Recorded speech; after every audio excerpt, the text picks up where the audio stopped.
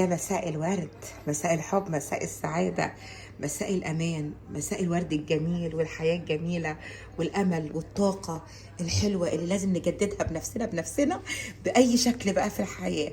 تعملي بقى اللي انت بصي اتشقلبي بس جددي طاقتك. خدي طاقة كده إيجابية وارمي السلبية من حياتك، طلعيها بره، اطرديها، ارميها، لأن بجد بتخلي الواحد قاعد كده متجنن، موده مقريف.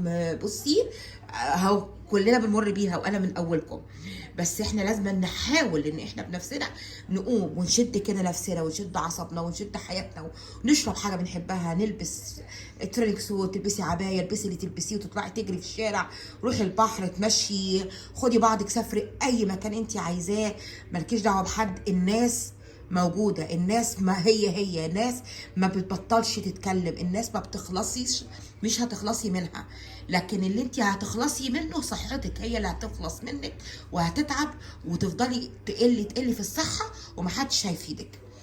قومي وتنشطي، والله العظيم ارموا ورا ظهركم، ما يهمكمش الناس. ياما عشنا بكلام الناس وان احنا نقدر الناس، والناس دي ما بتقدرش لو انت تعبتي ولا حصل فيكي حاجه.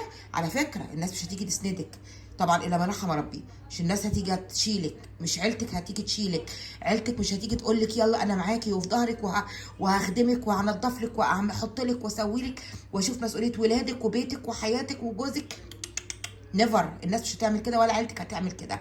طبعا ربنا يخلي لنا عائلتنا، ربنا يحفظ لهم وربنا يخلي لنا كل الناس، بس ده معناه ان مش بقول ان الناس وحشه، لكن بقول ان كل واحد فيه اللي مكفيه، كل واحد فيه اللي مكفيه. انا ياما عاتبت بس كنت بغلط، غلطانه، اكتشفت مع الايام ان ده غلط.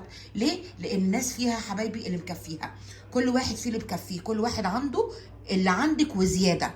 ولو شفتي اللي عند الناس هتقولي يا رب خليني باللي انا فيه احسن بكتير جدا جدا جدا.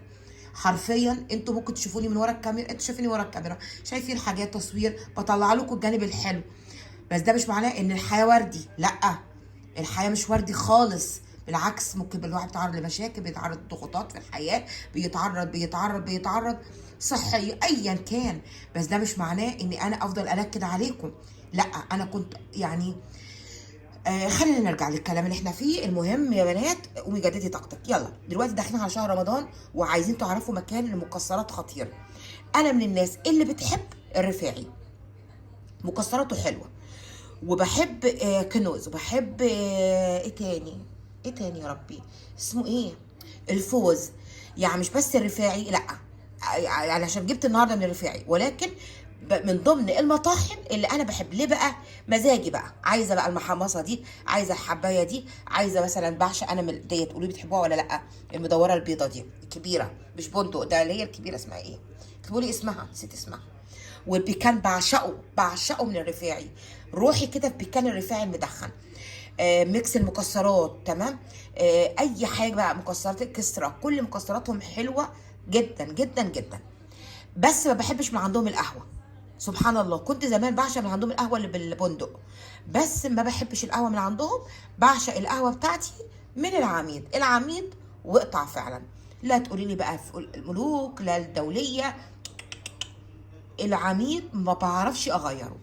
بس كده، بحبكم كتير، ويا ريتكم تكتبوا لي تحت بتحبوا مكسرات منين، وفي مكان بجيب منه مكسرات ابني بيحبها، سبحان الله. يعني ممكن ملوش قوي في الرفاعي قد المكان ده، سبحان الله، برغم ان البساطه بتاعته، ولكن طعم مكسراته بيعشقها من عندهم، بالذات الكاجو المشوي، كلمتكم عنه قبل كده. ان شاء الله باذن الله بقى عامله عنكم ريفيو. بحبكم قوي واستودعكم الله، ويا رب يرحم امي وابويا ويغفر لهم ويجعل قبرهم روضه من رياض الجنه، اللهم امين. قولوا لي ايه رايكم في الورد الجميل ده، واي لون ورد انتوا بتحبوه اكتبوا لي تحت، والورده اللي انتوا بتحبوها انا بهديها لكم. بحبكم قوي. ما تنسوش تيجوا معايا على اليوتيوب والفيسبوك باسم عرنا العبودي.